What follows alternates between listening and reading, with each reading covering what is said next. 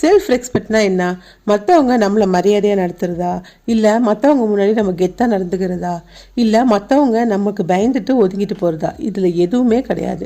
என்னை பொறுத்தவரை செல்ஃப் ரெஸ்பெக்ட்னா நமக்கு நாம் பிடிச்ச விஷயத்த செய்ய விடணும். முதல்ல நம்மளை நாம் மாற்றிக்கணும். நம்ம தைரியமாக ஒரு விஷயத்த ஃபேஸ் பண்ணணும். எவ்வளோ கஷ்டம் வந்தாலும் சரி அதை சமாளித்து நமக்கான ஒரு யூனிக்கான ஒரு விஷயத்தை செய்யும்போது அங்கே உங்களோட செல்ஃப் ரெஸ்பெக்ட் வெளிப்படும்.